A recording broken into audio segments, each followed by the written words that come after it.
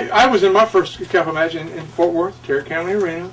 It was me and Eric Embry. Well, that was that huge tall one, right? Against Cactus Jack and Skandar Akbar.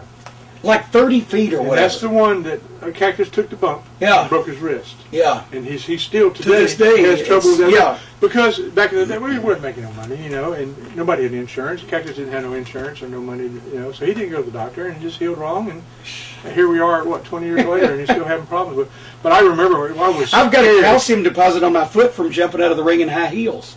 We were talking about cross-dressing a minute ago. God, when did you break your ankle? I forgot to kick it off.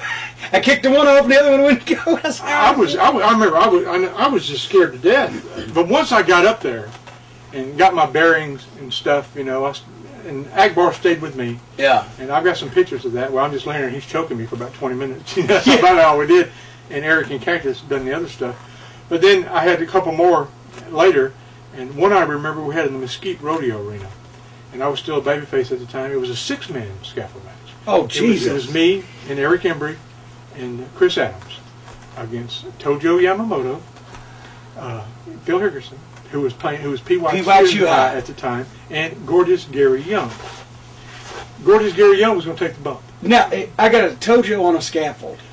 He was barely over 5 feet tall, and it was like a 25-foot scaffold. That had to look just so hilarious. It took longer to get him up on the scaffold than it did for us to do the match. And what would he be, 60 at that point? Yes, he was. Yeah. And I felt so sorry for him because they were behind him, you know, because I've been the butt end of a lot of ribs, like we talked about earlier, but poor old Tojo was doing his best to get up there at his age, and they were behind him, you know, thumbing him in the ass, trying to get him on up there, and anyway, I'd already at one point, about 20 years beforehand, he was considered the baddest, toughest man in the Tennessee territory.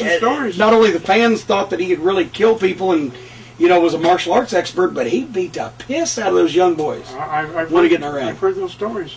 But this particular scaffold match that we're all in, and I'd already been in a couple then, so I wasn't scared no more, you know. I thought Tojo would be either being from Tennessee to do everything up there. And so we got up there, and long story short, Gary Young was going to take the bump. He took the bump, and we continued messing around up there a little bit, and I look over top of the scaffold, I see Gary Young's face coming back up. He took the bump off that scaffold and climbed back up again. What? Yes! And I went, oh my God. I went, Chris, look. Chris looked, brother, and Chris was a tough guy too. Yeah. When he needed to be. He went over and he kicked Gary right, slapped him. His face was right over there at this scaffold. He planted his face right in Gorgeous Gary Young. You know how many times Gorgeous Gary Young was Rookie of the Year? About 4. I think about 10.